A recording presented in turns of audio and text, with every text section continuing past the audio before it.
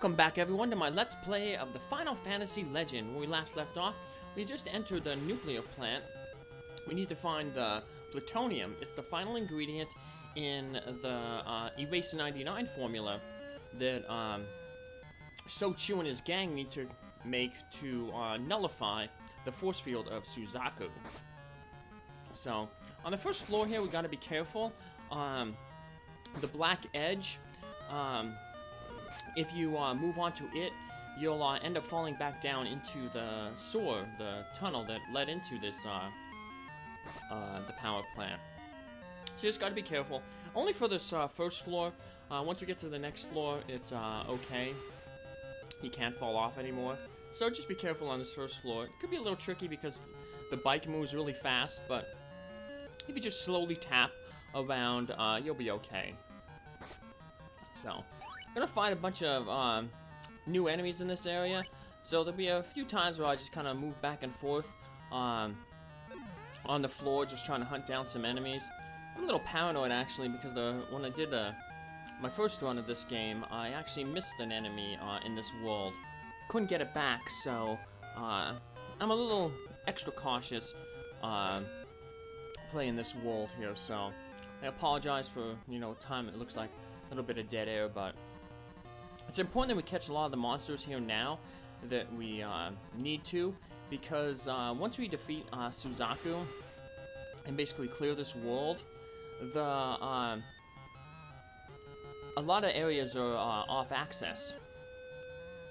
For instance, we can't go back underground anymore.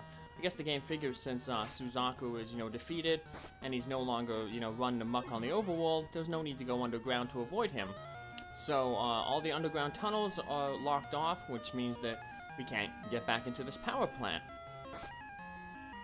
And then there's a subway. There's another subway later on at the base. No, not subway. Train that we get onto later on. That area is also locked off. So if you don't meet the monsters that can only be found in those areas, well then you're out of luck. So here's a tough monster, but our stats make it pretty easy. But Evil Eye here is kind of a little mini boss. These monsters won't actually meet them until like basically the last dungeon in the game. But we get to see it a little early, so we have to, much like when we had to talk with Su-Zaku, to jump the gap in the underground area, you have to dismount our bike to be able to get into a fight with that guy. So,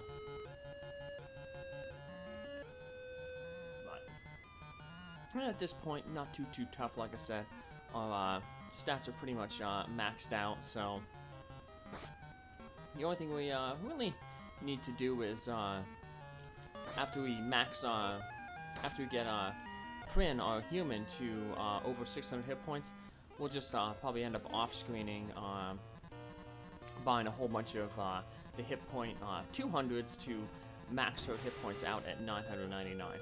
Now, hit points can actually go above 999, but you won't see that, so. But that's definitely overkill. You don't necessarily need to do that, so. But I probably will do the little glitch, though, that maxes out strength, so strength and agility, they can both be moved up to 255 with the stat potions, but if you go over that, then it rotates back down to 1, so it overflows to 1. Trying to find one of the humanoid monsters here. Just looking for it. Nope, that's not it. So I don't know if the bike, I know it's supposed to reduce the encounter rate for Su-Zaku on the overworld. I don't know if it reduces the encounter rate just like running around here in normal inside normal dungeons, but that's alright. We're moving pretty fast, so there's not too many enemies we need to hunt down here, so that's why I'm not fast-forwarding or doing it off-screen. So, and none of them are very rare encounters, so Although a monster can not be a rare encounter, but when you want to look for it, then for some reason it becomes a rare encounter. So, but here's the enemy we want to fight, the ninja. So, this humanoid enemy. In the next game, Final Fantasy Legend 2, humanoid enemies can actually drop equipment that they have, so that's pretty good. But it's not so big of an issue in this game because weapon-wise, you don't need to spend a lot of money on weapons. So you tend to get the weapons that you need just picking them up in treasure chests throughout little dungeons and stuff in between walls. So I only bought a few because I was, I'm hunting for all the monsters filled all the bestiary. But if I wasn't doing that, I probably wouldn't have to even buy any weapons, so. Alright. So we got a whole bunch of these, like, rods that I guess they're like nuclear fuel rods blocking the way. So yeah, the game, you always tend to have to go the long way in this little dungeon. So you have to make a big circle around the floors because even though the stairs tend to be close together, there's usually one of those, there's a few of those fuel rods blocking the way. And speaking of fuel rods blocking the way, this door down here, a bunch of fuel rods blocking it. So, I finally caught up with you. Drat, there's that deadly field. There's a switch over there. Leave it to me. And Su-Zaku comes up and he sacrifices himself to remove those rods. You fool, you didn't have to do this. Take this band, look after my sister. And we get into a random encounter here. So, yeah, that's normally weird because the game puts you on this tile to talk with Su-Zaku like a little cutscene. But, so it's weird that we get into a random encounter here.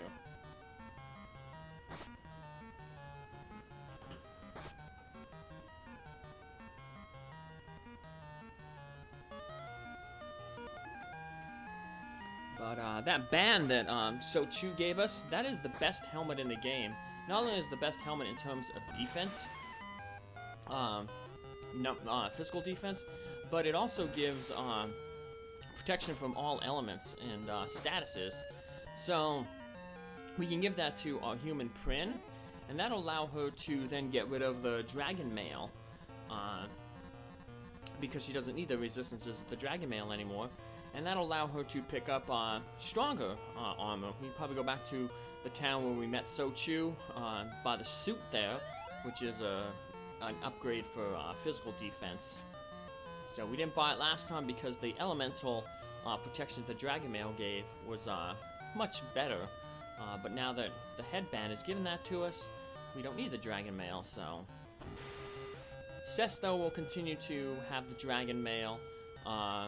Should also end up getting the army helmet passed down from Prin. She doesn't need pure physical defense as much as Prin does because her defense can rise automatically just through battle like all of her other stats. So it's not imperative that she gets the best armor because she's naturally going to raise defense, where our human Prin, none of her stats can be raised through battle. She can only raise them by, drinking potions. And there is no potions for defense or for mana. Because if you did that, if there was those potions around, there basically no reason to have a mutant, other than maybe, if you'd like a special ability or something. So, now once we enter this room, we can't leave it unless we use like a teleport spell. But I'm gonna try to find some monsters in here. Unfortunately, I didn't realize looking at my bestiary in the encounter table. But the encounters on the tile floor here are pretty much the same as the ones that you can get on the floors preceding this room. The new encounter zone, though, is the nuclear waste there. But the problem with the nuclear waste is, much like the spikes in the tower, like in that one room where the imps, the gargoyles, were torturing those people back near the beginning of the game, we take damage when we step in this nuclear waste, but we want to still step in it a little bit because, like I said, there's a few new encounters that we want to get here, such as these, the Dragon 3s and the Lava Worms there. So,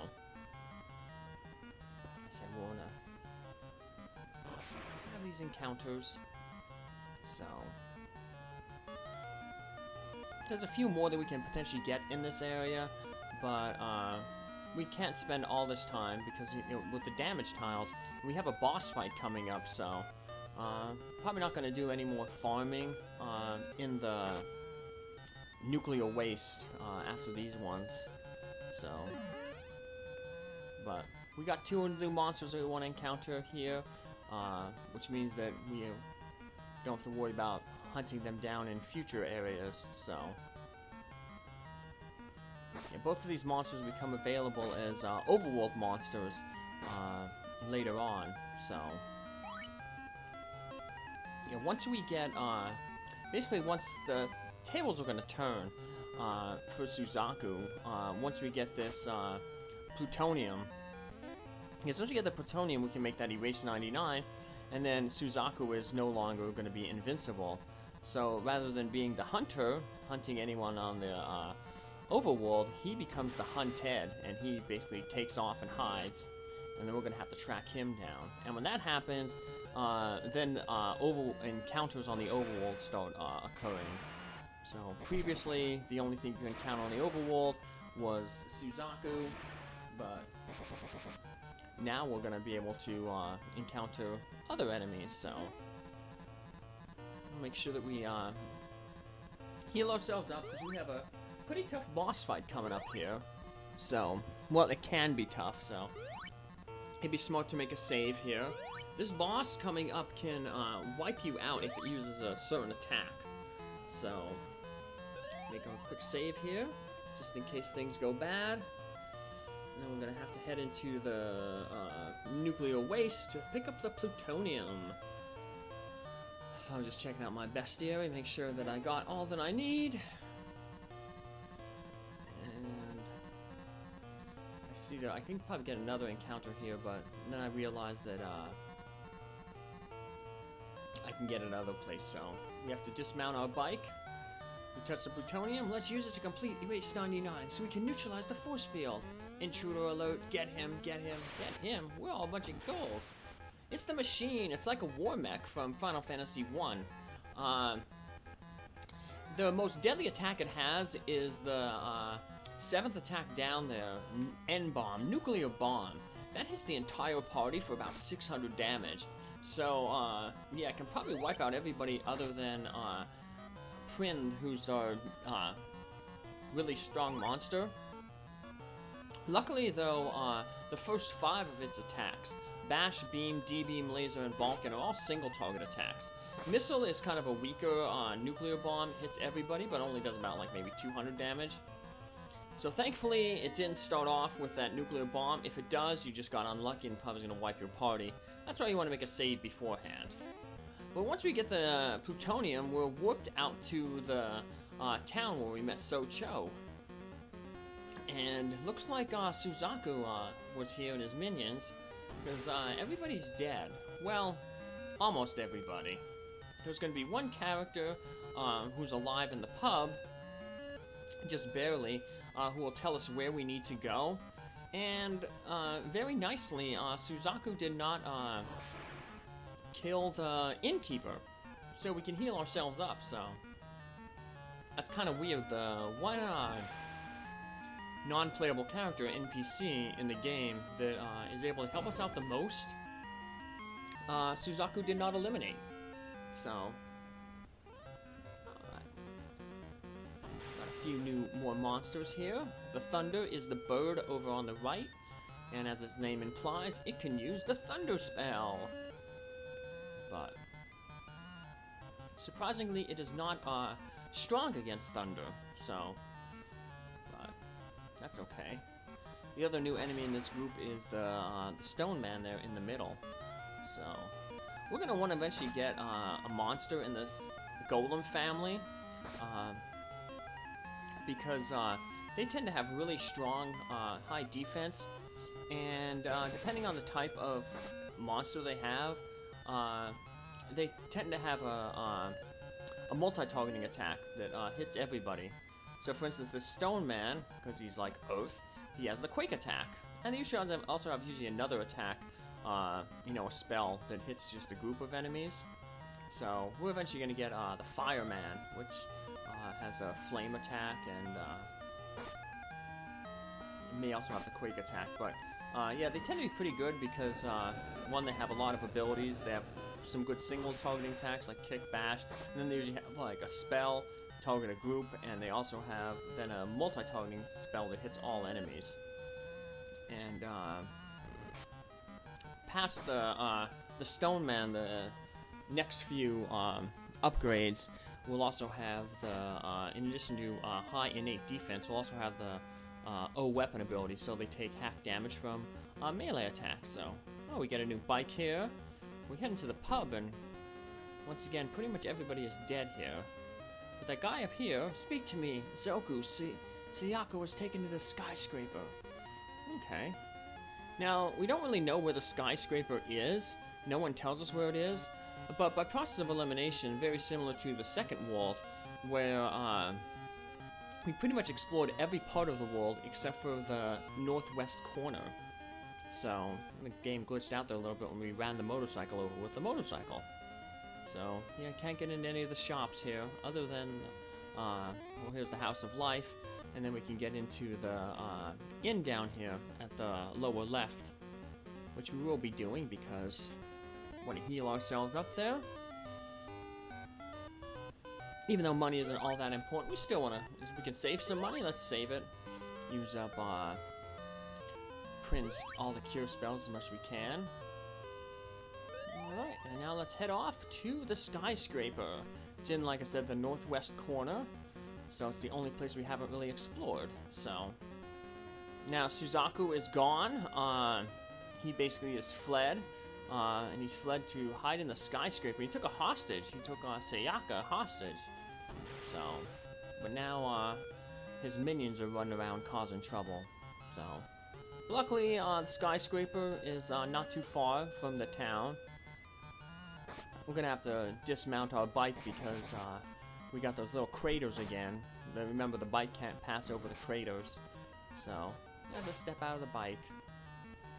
Let's take out the... finish these guys off here. Bye, Stone Man. We'll save our cat claw for the boss. That's your best agility weapon, so... The lightsaber's still pretty good, though. It's good for these random battles. So... Bazooka's like an upgraded grenade. So... Not the strongest multi-targeting. That Balkan, which is a mistranslation of the Vulcan cannon, that, we saw the War Mech had, is a pretty good multi-targeting weapon. But here we are in the skyscraper. It's a pretty complex dungeon. We have to climb up it, then down the other side, and then we're in the subway beneath and a train underneath. So it's going to be a long dungeon. So we're going to pick it up there on our next episode. Thanks for following along. Have a good day. Bye.